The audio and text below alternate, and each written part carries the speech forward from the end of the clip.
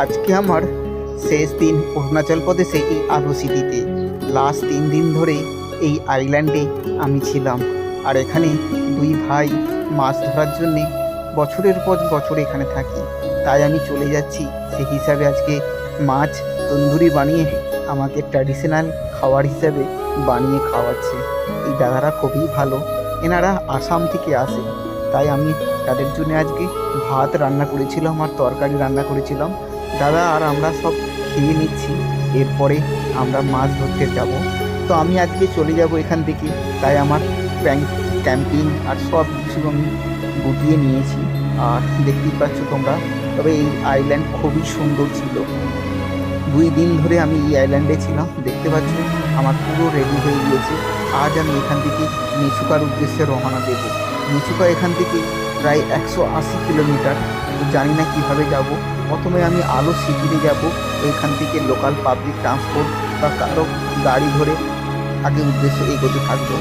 এই মেচুকা শহর খুবই সুন্দর। আর এই যে নদীটা দেখছো, এই নদীটার নাম হলো সিওম রিভার।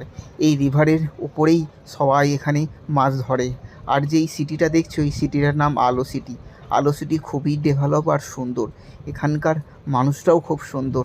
এই যে দেখছো, আমি লিফট নেওয়া শুরু করে দিয়েছি। এখান থেকে প্রায় 180 কিলোমিটার লিফট নিয়ে যাব। এখানকার যে লোক খুবই তোমার আদর যত্ন করে কোনো প্রবলেম হয়ে গেলে। এই ভাই এখানকার লোকাল একজন আমাকে দেখে তাদের বাড়ির দিকে নিয়ে যাচ্ছে।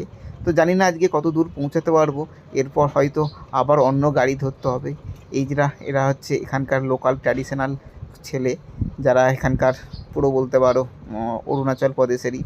তো এই ছেলের খুবই ভালো আর সুন্দর একটা প্রবলেম আমাদের কাছে তুলে ধরেছে, যে এনাদেরকে চাইনিজ বলা হয়। তো বন্ধুরা, এরা চাইনিজ নয়, অরুণাচল প্রদেশের লোক। লাস্ট আমি যে গাড়িতে করে আমি একদম এখান থেকে প্রায় 100 কিলোমিটার দূরে লাস্ট সিটি, ওইখানে পৌঁছাবো। তারপর জানি না আর আজকে যেতে পারবো না, হয়তো সেইখানে থাকতে হবে। ট্যাটো বলে একটা ভিলেজ, ওই ভিলেজে তারপরের দিন আমি উদ্দেশ্যে রওনা দেবো মেচুকার উদ্দেশ্যে। তো যদি বন্ধুগণ আমার ভিডিও ভালো লাগে, অবশ্যই লাইক করো, কমেন্ট করো, শেয়ার করো। আর তোমরা কোথা থেকে দেখছো অবশ্যই জানিও। তো চলো পুরো ভিডিওটা দেখা যাক।